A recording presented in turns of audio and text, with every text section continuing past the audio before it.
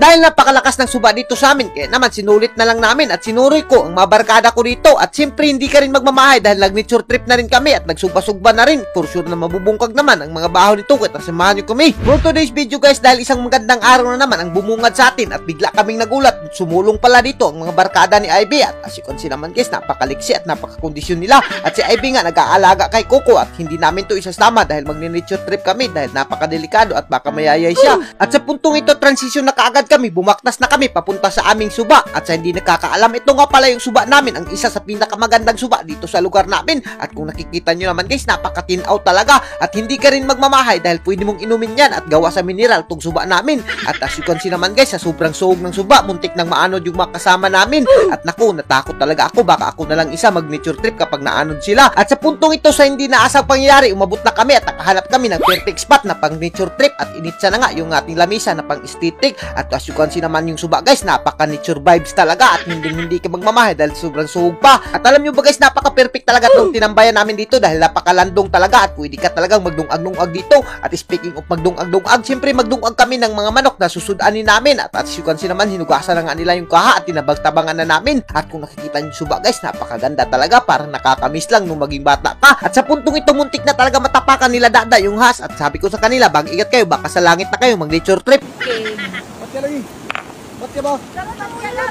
Ito talaga yung isa sa dapat pinakabantayan, no? Yung nagni-nature trip kayo, sabay makatama kayo ng has. Nako, dapat mag-ingat talaga kayo kapag mga ganitong lugar. Pero nako, asa raman ng has o kaluyan. At sa puntong ito guys, naghaling na kaagad kami at ang nakaagad namin yung kaha namin dahil mag-aadobo kami ng manok. At kung nakikita nyo naman sila guys, napaka-busy talaga. At sa hindi naasang pangyari, nakalimtan nga namin yung uwil guys, kaya naman yung uwil ng manok na lang yung niluto namin. At nako, talagang napakatanga talaga namin. Pero nako, ginawan pa rin namin yan ng paraan at para maluto tong aming adobo. At kung nakikita nyo naman guys, talagang niluto ko na kaagad yan at mas lalong maging masarap yan dahil ako yung nagluto.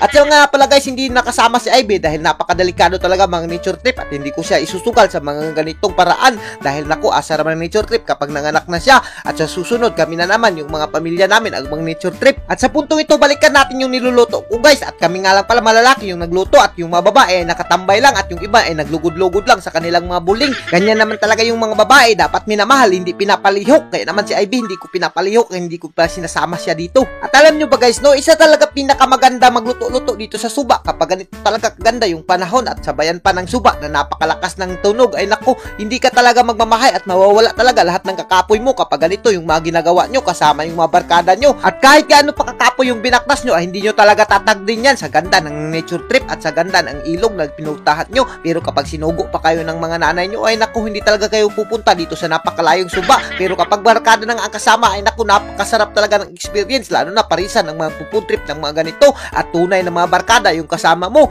At sa puntong ito guys, naghukad na nga sila at magbubudol fight nga lang pala kami dito sa tabing ilog na napakaganda naman talaga. At as you can see naman guys, napakasimple lang talaga yung mga sudaan namin at pati yung mga pagkaon namin, napakasimple lang, pero yung vibes ng nature ay hindi ka talaga magmamahay dahil hindi naman matatawaran at hindi mababayluan ng kahit anuman. At as you can see naman guys, talagang napakasaya namin kumakain dito. At sayang nga lang hindi pa makasama si Ivy sa ngayon, pero sa susunod na mga taon ay masasama na natin siya at malilingaw na naman siya ulit. At kaya naman shout out kay Ivy, mabuhay ka lang hanggat gusto mo. At sa puntong ito guys, hindi ko inaasahan yung mga pangyayari ay yung mga babae ay napakalakas talaga humabab. Iwan ko ba kung anong mga kinakain ito. Siguro nga totoo yung kasabihan nila na dalawa yung mga baba ng babae kaya matagal sila matapos kumain at sobrang lakas pa. Humabab sila nga yung nakaubos ng bahaw at sila na nga yung nakabungkag. At dahil nature yung vibes natin ngayon, pati yung baso ay kinalimtan na namin kaya naman gumawa na lang kami ng baso sa kawayan at yung nilagyan namin ng coke. Napakasarap rin naman talaga at hindi ka rin magmamahay. At sa puntong ito, pagkatapos namin kumain ay naligo na kaagad kami para mahilis yung mga kinaon namin. At as you can see naman guys, nagsablig-sabligan pa nga sila dito para ma-feel naman nila yung napakagandang nature. At as you can see naman guys, pagkatapos naming maligo doon sa taas, bumaba naman kami dito sa dam namin na napakaganda talaga. Kung nakikita nyo yung mga video namin, dito kami ni Ivy talaga pumunta dati nung hindi pa siya buntis.